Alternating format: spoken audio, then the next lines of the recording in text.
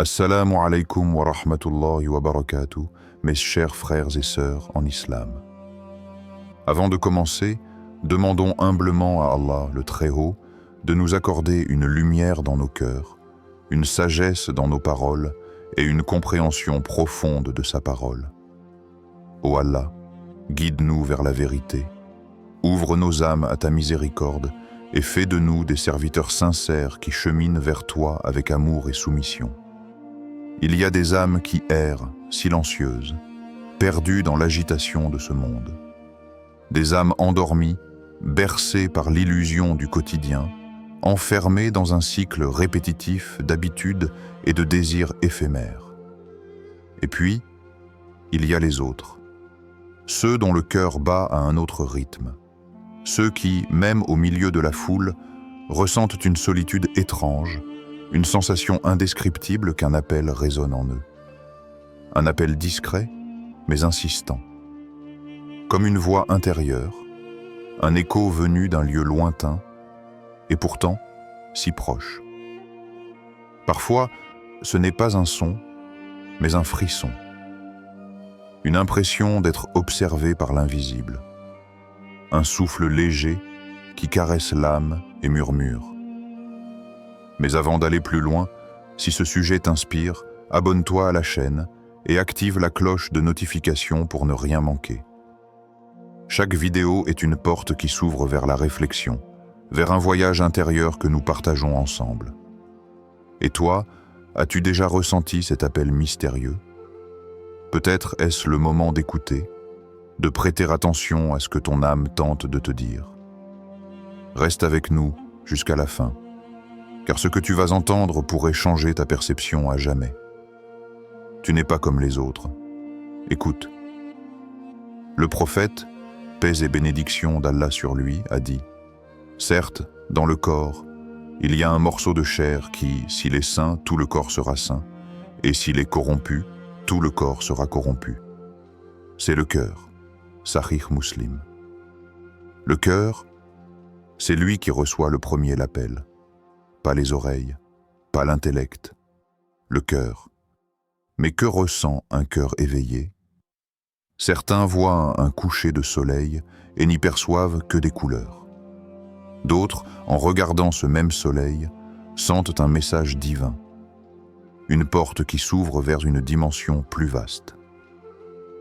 Nous leur montrerons nos signes dans l'univers et en eux-mêmes, jusqu'à ce qu'il leur devienne évident que c'est la vérité.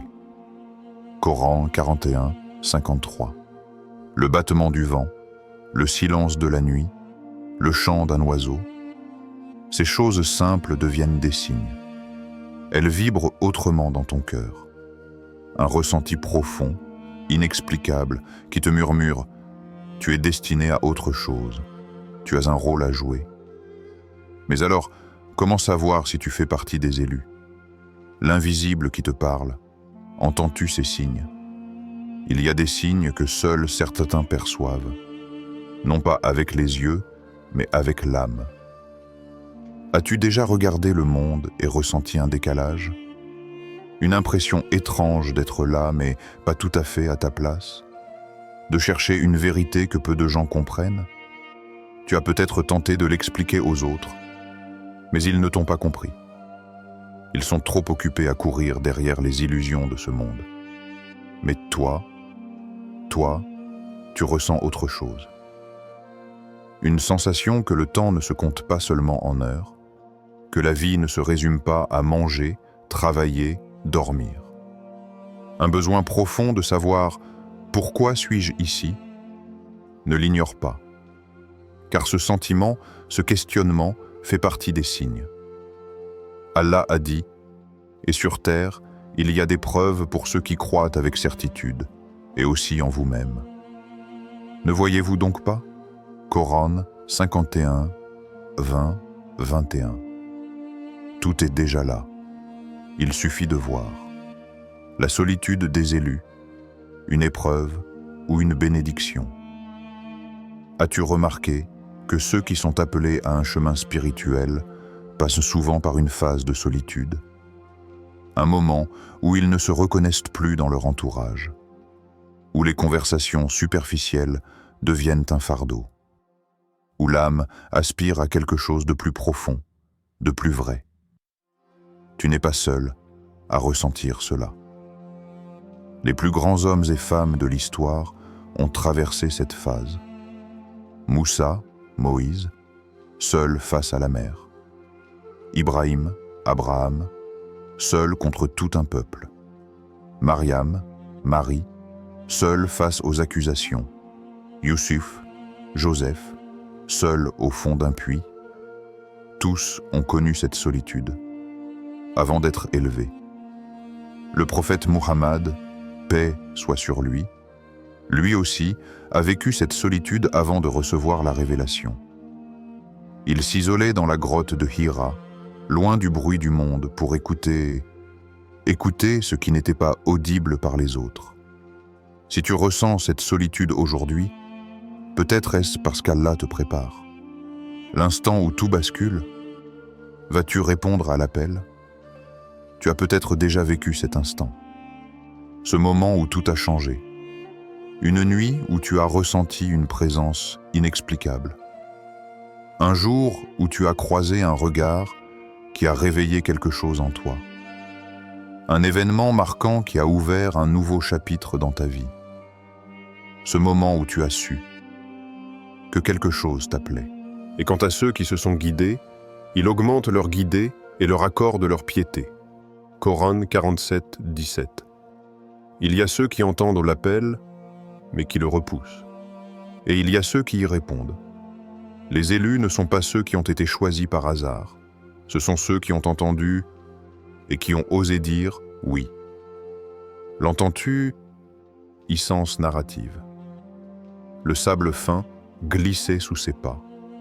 Chaque grain semblait murmurer un secret ancien, et chaque souffle du vent portait l'écho d'une sagesse oubliée. Malik avançait, les yeux levés vers les étoiles scintillantes, tandis que son cœur portait une question qui pesait sur son âme.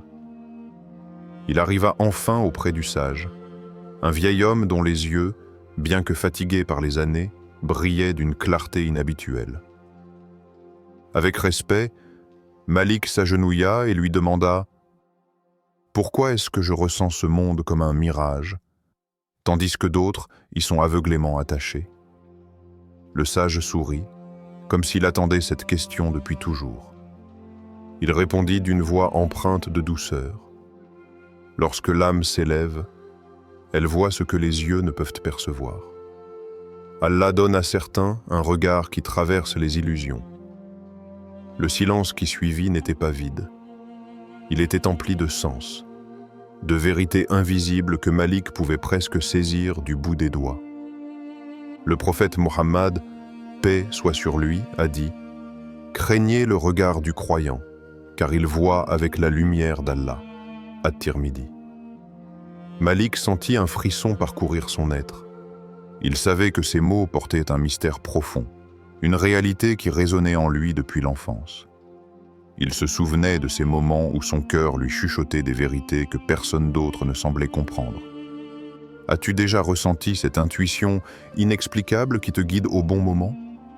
Cet appel intérieur qui te pousse vers une vérité que les autres ignorent? Ces sensations, souvent rejetées comme de simples coïncidences, sont en réalité des signes, des fragments de lumière qu'Allah dépose dans les cœurs de ceux qui cherchent sincèrement. Allah dit « Ne méditent-ils donc pas sur leur propre âme? Allah n'a créé les cieux et la terre, et ce qui est entre eux qu'en toute vérité et pour un terme fixé. » Coran 30, 8. Si le ciel et la terre ont été créés avec une sagesse, alors chaque pensée, chaque ressenti, chaque vision intérieure a un but. Malik baissa les yeux, réfléchissant aux paroles du sage. Il comprit alors que ce n'était pas lui qui voyait différemment, mais que c'était le monde qui s'était voilé de ses propres illusions. L'homme moderne regarde sans voir. Il vit entouré d'écrans, de distractions, d'ambitions matérielles, mais il oublie l'essentiel. Il oublie que la vraie vue n'est pas celle des yeux, mais celle du cœur. Il y a un regard qui ne trompe jamais, celui du croyant dont le cœur est illuminé par la foi. As-tu déjà croisé une personne dont la présence seule t'apaisait? Une personne dont le regard transperce les apparences et touche l'âme? C'est le regard de celui qui ne vit pas dans l'ombre du monde, mais dans la lumière d'Allah. Certains diront que ce ne sont que des impressions, des pensées passagères. Mais Malik savait que la vérité est plus subtile. Il savait qu'Allah place des signes sur notre route, encore faut-il avoir le cœur ouvert pour les reconnaître. Laisse-moi te poser une question. Combien de fois as-tu senti, au plus profond de toi, que quelque chose était vrai, alors que tout autour semblait te prouver le contraire? Peut-être étais-tu en train d'expérimenter la vision intérieure, celle qui dépasse les illusions de ce bas monde. Le sage se leva, posa une main bienveillante sur l'épaule de Malik et dit doucement: « Celui qui voit avec son cœur ne se perd jamais. » Et dans le silence du désert, sous l'immensité des cieux, Malik comprit enfin. As-tu déjà ressenti une tristesse soudaine en voyant une injustice? Un serrement dans la poitrine face à la douleur d'un inconnu? Un frisson parcourir ton être en entendant un verset du Coran? C'est le signe d'un cœur vivant. Dans un monde où l'indifférence est devenue une armure, ressentir profondément est un acte de résistance, un don, pas un fardeau. Le prophète, paix soit sur lui, a dit: « Les croyants, dans leur amour et leur miséricorde mutuelle, sont comme un seul corps. Si un membre souffre, tout le corps souffre. » Sahih al-Bukhari. Et si cette douleur que tu ressens parfois n'était pas une faiblesse, mais une preuve que ton âme est éveillée, il y a des cœurs qui battent, mais qui ne ressentent plus. Ils avancent dans la vie comme des ombres, insensibles au monde qui les entoure. L'injustice ne les ébranle pas. La douleur d'autrui ne les touche pas. Leur cœur est devenu dur comme une pierre, voire plus dur encore. Allah dit: « Puis, après cela, vos cœurs se sont endurcis. Ils sont devenus comme des pierres, ou même plus durs encore. » Coran 2,74. Mais toi, tu ressens. Tu ressens même ce que d'autres ne voient pas. Quand un enfant pleure, c'est ton âme qui se serre. Quand l'appel à la prière retentit, c'est ton cœur qui tremble. Quand tu entends une parole de vérité, c'est ton être entier qui frissonne. Ne crois pas que cette sensibilité est un poids. C'est un privilège. C'est le signe que ton cœur est toujours vivant. Il y a des moments où tu te demandes pourquoi tu ressens tout aussi profondément. Pourquoi certaines douleurs semblent peser davantage sur toi que sur les autres? Pourquoi certaines situations te marquent longtemps après que tout le monde les ait oubliées? C'est parce que ton cœur n'a pas été scellé. Allah n'a pas fait de toi une âme insensible, mais une âme qui entend, qui comprend, qui compatit. Il dit dans le Coran: « Et ceux qui, ayant cru, leur cœur se tranquillise à l'évocation d'Allah. » N'est-ce ce point par l'évocation d'Allah que se tranquillisent les cœurs? Coran 13, 28. Si ton cœur ressent la douleur, alors il ressent aussi la paix, celle qui vient d'Allah. Un battement de cœur, le son de la pluie s'apaise, une lumière intérieure. Peut-être que cette sensibilité n'est pas une malédiction. Peut-être que c'est un appel.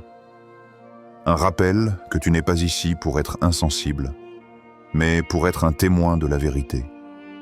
Un signe qu'Allah a choisi ton cœur pour qu'il ressente ce que d'autres ignorent. Le don de la patience et de la résilience. L'épreuve des élus. Un silence pesant enveloppait le puits. L'obscurité était totale, l'air froid, humide. L'enfant tremblait, son cœur battait à tout rompre. Il avait entendu leur voix, celle de ses propres frères, s'éloignant, le laissant seul dans cet abîme sans fond. Il n'avait que son souffle et sa foi. Cet enfant, c'était Youssouf, Joseph, le prophète de la patience. Jeté dans un puits par ceux qui auraient dû l'aimer, vendu comme esclave, réduit à une existence de servitude, puis trahi une seconde fois, calomnié, enfermé dans une prison sombre, oublié par ceux à qui il avait tendu la main. Combien d'entre nous auraient abandonné l'espoir après tant d'injustice? Mais Youssouf n'a jamais perdu confiance en Allah. Il aurait pu se laisser consumer par la haine, mais il a choisi la patience. Il aurait pu se noyer dans le désespoir, mais il a choisi l'espérance. Allah dit « Et sois patient ». Certes, Allah ne laisse pas perdre la récompense des bienfaisants. Coran 11, 115. Regarde bien autour de toi. Tous ceux qui ont été choisis par Allah ont traversé des épreuves douloureuses. Noé, a été moqué par son propre peuple. Moussa, Moïse, a grandi loin des siens, exilé, rejeté avant d'être élevé au rang de leader. Ibrahim, Abraham, a été jeté dans un feu. Ayoub, Job, a perdu tout ce qu'il possédait, même sa santé, sans jamais cesser de louer Allah.